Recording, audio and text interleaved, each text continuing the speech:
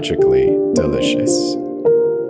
Written by Ethan Korde.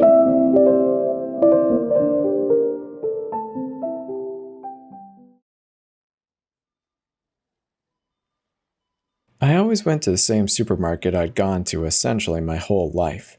It was a ritual to swing by after work for a few days each week and pick up dinner for the family along with a few groceries. I contemplated breakfast cereal choices as I stared down at the same cracked vinyl tile in the same aisle I stood many times before, with the same old-school luminescent light bulbs flickering overhead. As much as it might have embarrassed me when I was younger, to say my guilty pleasure has always been sugary cereals, and ever since childhood I've always been a fan of whatever had marshmallows in it, especially the one everyone saw on TV. They're magically delicious, I thought to myself while reminiscing on those old commercials, and I opted to buy the name brand for once instead of the knockoffs that tasted half stale all the time. I felt even more amused when I noticed the upper top label promised a special surprise in a limited edition run of boxes. I felt even more amused when I noticed the upper top label, that promised an even more special surprise. I normally wouldn't have gone for any of this, but my wife's already informed me that her kids would be having dinner with her parents that night, and not to expect them home before I went to bed. I usually left for my job at the walnut packing factory every morning at 4:30 a.m., so I usually try to be in bed by 9:30. So I thought, why not just enjoy a bowl of cereal before bed on this particular evening? Truth be told, I had lived out the usual cliche of marrying my high school sweetheart and never leaving the small town that I grew up in. I planned to pursue a career as an engineer, but my collegiate career was cut short by baby number one when we were 19 years old. So I did the right thing and got a job at the walnut processing factory and just summed it up to that's the way life goes sometimes. By the time the third child had arrived, my once sweetheart was now constantly enraged by even the sight of me.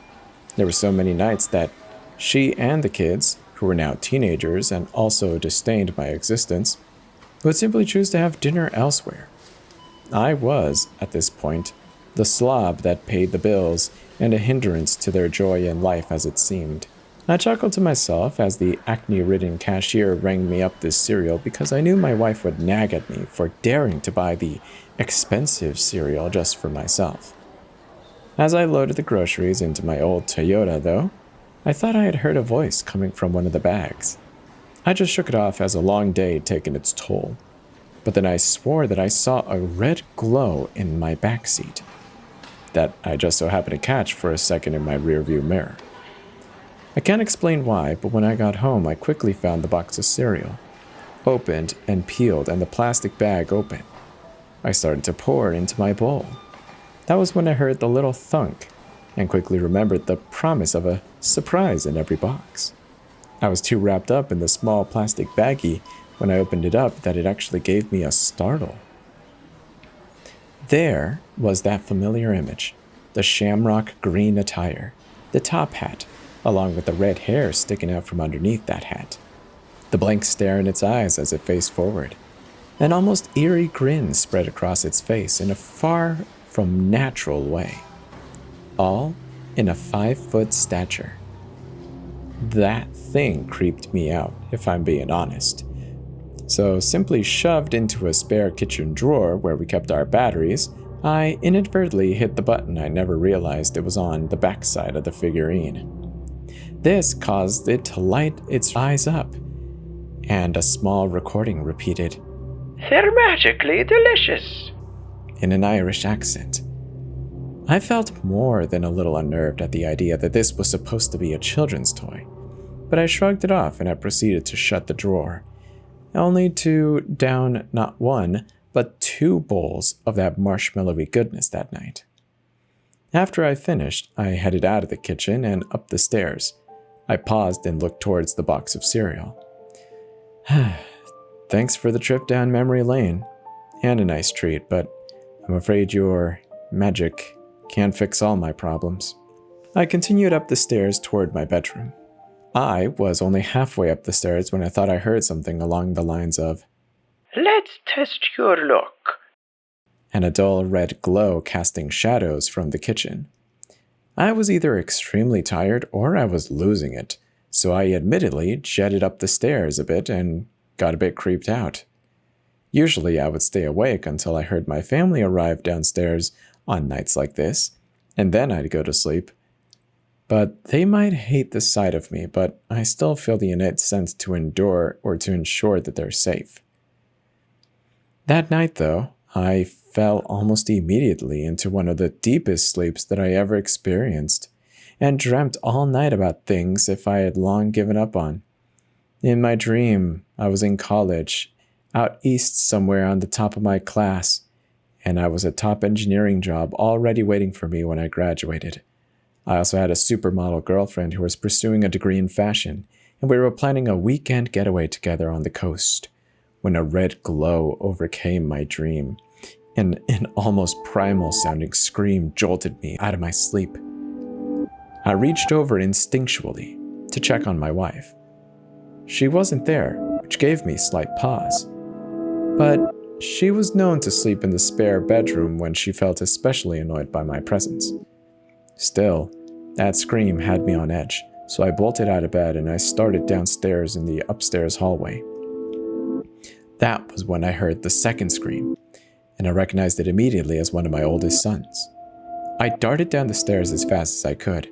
My nostrils were assaulted by the most metallic smell that I could pace in my state of panic at the moment. I saw a red glow come in waves in my descent, and then I swore I heard the most disgusting type of slurping noise, much like a 4-year-old eating spaghetti. I ran straight around the corner toward the kitchen, but I slipped immediately on the tile and slammed the back of my head upon landing. When I tried to get up, I kept slipping and losing my grip from something wet and slimy on the floor. I finally crawled to the light, switched the refrigerator, and when I turned on, I yelled out loud when I realized that I was covered in blood. It wasn't just a little bit of blood either. It was literally everywhere in the kitchen, on the table, handprints on the cabinets and fridge, and pools of it leading into the living room and onto the carpet. And it wasn't just blood either. The viscera reminded me of the summer that I spent working at a poultry processor as a teenager. There were pieces of, well, something once living everywhere that I looked in the kitchen, along with shreds of clothing that I recognized belonged to my wife.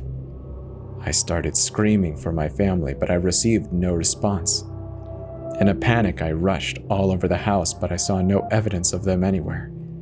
That is, except for the blood and carnage that was in the entire house that I was covered in. I did not want to believe what I knew the source of all of this was. I scrambled to find my cell phone that was tucked away in my jacket on the kitchen chair, and that night before, I dialed 911.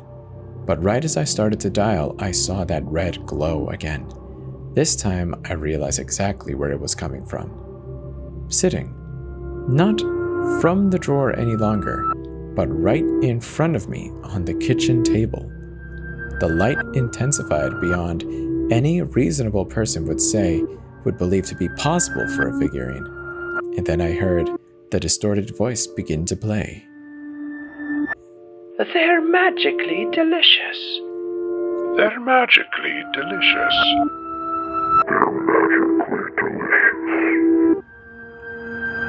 It was then that I realized that the grin on its face had dropped to an even deeper arc, and the figurine was absolutely coated in deep red blood.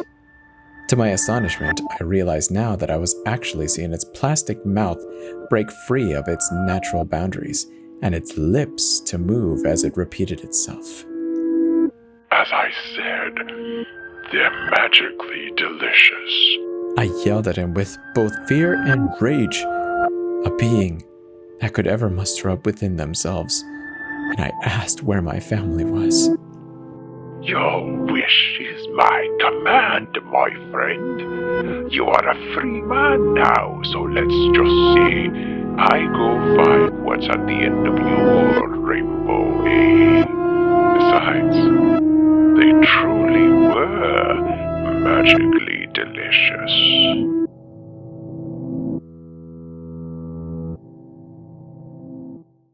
That was They're Magically Delicious, written by Ethan Korde, and found in the No Sleep subreddit.